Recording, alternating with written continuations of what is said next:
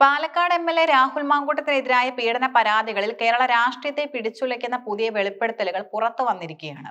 രാഹുലിന്റെ അടുത്ത സുഹൃത്തും KSU സംസ്ഥാന ഭാരവാഹിയുമായ ഫെന്നി നൈനാൻ പുറത്തുവിട്ട വാട്സ്ആപ്പ് ചാറ്റുകളും വിശദീകരണങ്ങളും ഈ കേസിനെ കൂടുതൽ സങ്കീർണവും നാടകീയവുമാക്കുന്നു. മാധ്യമങ്ങൾ ഒരു വശത്ത് മാത്രം ശ്രദ്ധ കേന്ദ്രീകരിക്കുമ്പോൾ മറുവശത്തെ സത്യങ്ങൾ വിളിച്ചു പറയാൻ താൻ നിർബന്ധിതനാവുകയാണെന്ന് പ്രഖ്യാപിച്ചുകൊണ്ടാണ് അദ്ദേഹം രംഗത്തെത്തിയത്. കേരളത്തിലെ യുവരാഷ്ട്രീയ നേതാക്കളിൽ ശ്രദ്ധേയനായ രാഹുൽ മാങ്കൂട്ടത്തിൽ MLA-ക്കെതിരെ തുടർച്ചയായി വരുന്ന പീഡന പരാതികൾ സംസ്ഥാന രാഷ്ട്രീയത്തിൽ വലിയ കൊടുങ്കാറ്റാണ് സൃഷ്ടിച്ചിരിക്കുന്നത്. നിലവിൽ മൂന്നാമത്തെ പരാതിയിൽ അറസ്റ്റിലായി റിമാൻഡിൽ കഴിയുന്ന രാഹുലിനെതിരെ ഗുരുതര ആരോപണങ്ങളാണ് ഉയർന്നിട്ടുള്ളത്. എന്നാൽ ഈ പരാതികൾക്ക് പിന്നിൽ കൃത്യമായ രാഷ്ട്രീയ അജണ്ടകളും ഗൂഢാലോചനകളും ഉണ്ടെന്ന് വിശ്വസിക്കുന്ന ഒരു വിഭാഗം രാഹുലിന്റെ സുഹൃത്തുക്കളും പാർട്ടി പ്രവർത്തകരും ശക്തമായ പ്രതിരോധവുമായി രംഗത്തുണ്ട്. ഇതിൽ ഏറ്റവും പ്രധാനപ്പെട്ടത് ഫെന്നി നൈനാൻ പുറത്തുവിട്ട തെളിവുകളാണ്. ഫെന്നി നൈനാൻ പുറത്തുവിട്ട ഏറ്റവും പ്രധാനപ്പെട്ട തെളിവ് 2025 ഒക്ടോബറിലെ വാട്സ്ആപ്പ് ചാറ്റുകളാണ്.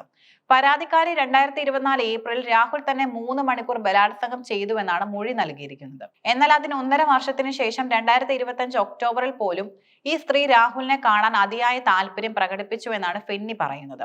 തന്റെ ഫേസ്ബുക്ക് പോസ്റ്റിലൂടെ ഫെന്നി ചോദിക്കുന്ന പ്രധാന ചോദ്യം ഇതാണ്: 2024 3 മണിക്കൂർ ക്രൂരമായി പീഡിപ്പിച്ചു എന്ന് പറയുന്ന വ്യക്തിയെ 2025 ഒക്ടോബറിൽ എന്തിനാണ് അതേ 3 മണിക്കൂർ സ്വകാര്യമായി കാണണമെന്ന് ഇവർ ആവശ്യപ്പെടുന്നത്? ഇതിൽ യുക്തിപരമായ വൈരുദ്ധ്യം കോടതി പരിശോധിക്കണമെന്നാണ് ഫെന്നി ആവശ്യപ്പെടുന്നത്. പരാതിക്കാരി ഫെന്നിയും തമ്മിലുള്ള ചാറ്റിലെ വിവരങ്ങൾ പ്രകാരം രാഹുലിനെ കാണാൻ അവർക്ക് ചില നിബന്ധനകൾ ഉണ്ടായിരുന്നു.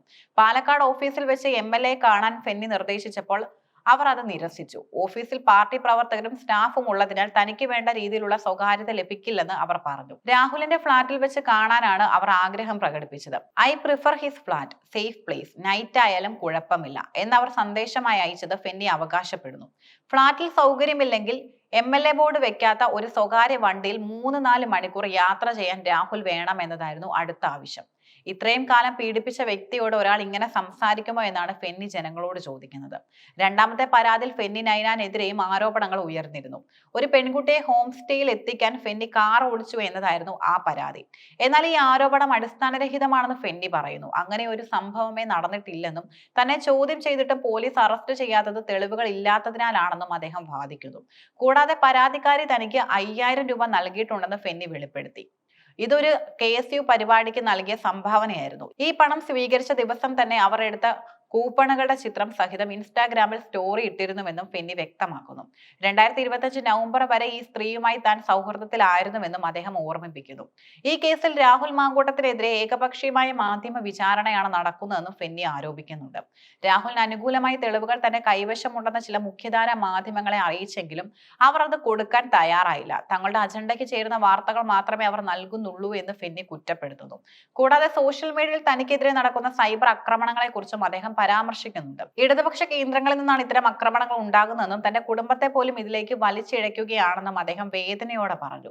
രാഹുൽ മാങ്കൂട്ടത്തിനെതിരായ രണ്ടാമത്തെയും മൂന്നാമത്തെയും കേസുകൾ ഏറെ ഗൗരവമുള്ളതാണെങ്കിലും ഫെന്നി പുറത്തുവിട്ട തെളിവുകൾ പ്രതിഭാഗത്തിന് വലിയ ആശ്വാസം നൽകുന്നതാണ്. കേസിലെ പ്രമുഖ അഭിഭാഷകനായ ശാസ്തമംഗലം അജിത്, ശേഖർ എന്നിവർക്ക് ഈ ഡിജിറ്റൽ തെളിവുകൾ കൈമാറിക്കഴിഞ്ഞു.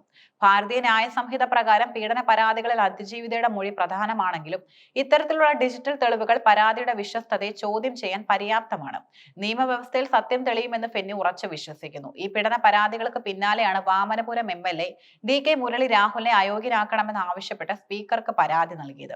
തുടർച്ചയായി ക്രിമിനൽ കേസുകളിലും പീഡന കേസുകളിലും പ്രതിയാകുന്നത് സഭയുടെ അന്തസ്സിന് ചേർന്നതല്ലെന്നാണ് ഭരണപക്ഷത്തിന്റെ വാദം. എന്നാൽ കോടതി ശിക്ഷിക്കാതെ ഒരാളെ അയോഗ്യനാക്കുന്നത് നിയമപരമായി നിലനിൽക്കുമോ എന്ന കാര്യത്തിൽ തർക്കമുണ്ട്. കോൺഗ്രസ് നേതൃത്വം രാഹുലിനെ തള്ളിപ്പറഞ്ഞു എന്ന തരത്തിലുള്ള വാർത്തകളും ഈ സാഹചര്യത്തിൽ വലിയ പ്രാധാന്യം അർഹിക്കുന്നു. രാഹുൽ മാങ്കൂട്ടത്തിൽ കേസ് കേവലം ഒരു പീഡന പരാതിയല്ല, മറിച്ച് കേരള രാഷ്ട്രീയത്തിൽ വലിയൊരു ചതുരംഗ കളിയായി മാറിയിരിക്കുകയാണ്. ഫെന്നി നൈനാൻ പുറത്തുവിട്ട വാട്സ്ആപ്പ് സ്ക്രീൻഷോട്ടുകൾ ശരിയാണെങ്കിൽ അത് പരാതിക്കാരിയുടെ ഉദ്ദേശശുദ്ധിയെ സംശയനിഴലിലാക്കും. എന്നാൽ അതിജീവിതയുടെ ഭാഗത്തു നിന്നുള്ള വിശദീകരണങ്ങൾ കൂടി വന്നാൽ മാത്രമേ പൂർണ്ണമായ ചിത്രം വ്യക്തമാകൂ. കോടതിയുടെ പരിഗണനയിൽ ഇരിക്കുന്ന ഈ വിഷയത്തിൽ തെളിവുകൾ സംസാരിക്കട്ടെ എന്നാണ് ഫെന്നി പറയുന്നത്. രാഷ്ട്രീയ പകപോക്കലിന് വേണ്ടിയുള്ള വേട്ടയാടലാണോ അതോ യഥാർത്ഥത്തിൽ ക്രൂരമായ കുറ്റകൃത്യമാണോ നടന്നതെന്ന് വരും ദിവസങ്ങളിൽ നമുക്ക് അറിയാൻ സാധിക്കും. അതുവരെ മാധ്യമങ്ങൾ മിതത്വം പാലിക്കണമെന്നും ഒരു വ്യക്തിയുടെ ജീവിതം തകർക്കുന്ന രീതിയിലുള്ള വിചാരണകൾ പാടില്ലെന്നുമാണ് പൊതുസമൂഹത്തിന്റെ അഭിപ്രായം.